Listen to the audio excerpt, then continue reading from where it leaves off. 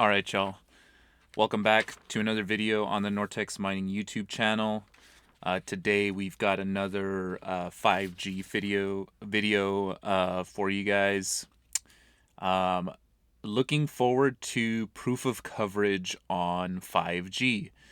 Now, this is going to be something that's not completely, but pretty significant difference between the proof of coverage that happens on the IoT network and the proof of coverage that's going to happen on the 5G side of things. On the IoT side of things, hotspots are close enough together that they can transmit the signal and verify each other's coverage. But for the 5G network, that's going to be different. Radios are not going to be close enough together to verify their own coverage, to verify the radio's coverage and, you know, validate that it's producing the signal that it says it's producing, where it says it's producing it. That's going to be down to mappers and subscribers. So let's go ahead and take a look. I'll provide these links in the comments or in the in the comment box below, whatever that thing's called, the description box. There we go. So a couple weeks ago, this Block 37 came out that just kind of summarizes what's going on. This has been a long time coming, and this is something that's very important to get right, to be able to incentivize the right type of distribution of these small cells. So, they're saying over the next 12 months, things are going to be evolving here from just being online and being rewarded in mobile tokens to, providing useful coverage. So, let's go to, this is the blog article. Let's just go quickly through this, hit the most important parts. This is what is coming up here. Uptime data has already been implemented. Speed tests are already implemented now in November 2022. The next thing coming up is obstruction data. This location-based optimization is more of an enhancement.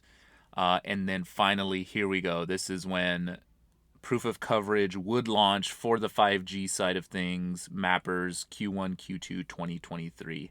And it's kind of coinciding with the move to Solana and the Oracle architecture being done for both mobile and IoT sub-DAOs.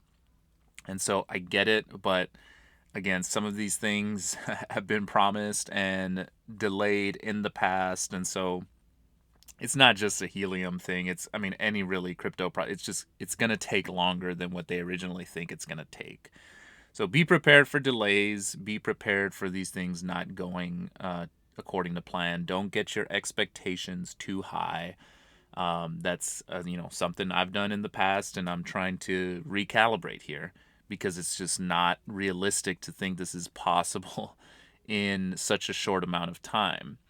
Now, they did make a recent acquisition, I think, some guys from the Strata protocol to help the transition to Solana. So that should speed things up. But again, it's just difficult to promise things and deliver with any type of certainty in the crypto space. So be prepared for that. Okay, let's keep going here. What does this actually look like? So radio uptime data is just basically, hey, you have a significant amount of uptime and you've been consistently online. Great. Active, your last heartbeat. Cool. We've seen that. Backhaul speed test. This is something new that's just been started and implemented actually over the past couple weeks. What you're looking for is an acceptable download speed, an acceptable upload speed, and an acceptable latency time period for your gateway. So all this is doing is making sure you have a fast enough connection, basically. And if you don't, you start to get less rewards. How much less rewards? We can go to the documentation here. And Yeah, so degraded performance will get you half the rewards, poor performance gets you a quarter, and if you completely fail, if your connection is that bad, you're not going to get any rewards, right? So that's the second piece. Again, that's live now, so people started to see a little bit of increase or a little bit of decrease in their earnings. This is why, right? Speed tests are live. Next thing that's coming out is this obstruction data, which is very cool, very interesting. I'm going to have to do another follow up video and figure out exactly how this is working and how these small cells are able to gather this data. But again, at the frequencies that we're at, these signals do not travel well through walls or through a ton of walls. Um, but if you do have something like an outdoor radio on top of a small office tower, this is kind of like a simulation of what your coverage might look like and what you'd be providing. So again, this is kind of going to be taken into consideration once this obstruction data estimates, hey, this is right around what you should be providing if you are on top of this building, like you say you are. Um, what else here? I think that's pretty much it. This is all super interesting. There's not a ton of details out on this just yet. Like I said, I'll follow up on this. These hexes are actually Res 12 hexes that are going to be the size that the 5G network is going to be mapped at. So it's an even finer grain than the IoT network, which in Explorer, that's all Res 8. So this is Res 12. It's going to be, a much smaller resolution hex that we're going to get to map. Location based optimization, another cool feature that's probably coming in the pipeline. Again, they say Q1 2023. It's going to be tough, right? Because they're saying a governance change needs to be proposed to support this economic change. So again, this is going to have to go to a vote. But basically, the most important thing here is that the service providers can help dictate where the network could deploy more antennas, more CBRS antennas, basically more coverage. And so let's say, for example, there's a big park that often gets a lot of foot traffic, and there's a lot of people there. They need more coverage there. Helium Mobile or any of the other service providers could say, hey, if you provide more coverage to this park, you'll get, extra rewards. So they need to figure out how exactly to implement that economically. But this is very cool, right? Because you want to go set up where the data is the heaviest, where the traffic is the heaviest. So this is a cool way to get that done. And then finally, this is the end all be all here, I think, for proof of coverage and for being able to, validate the data that your CBRS radio is providing. Are you actually providing this coverage or not? Um, Again, I think it's a lot tougher to spoof something like a CBRS radio, but not entirely sure. I guess we'll find out with these mappers. And again, they're saying Q1 2023, but that's pretty. I mean, we're 6 weeks away from January, right? So that's really close. Maybe by March. Maybe that's what they mean towards the end.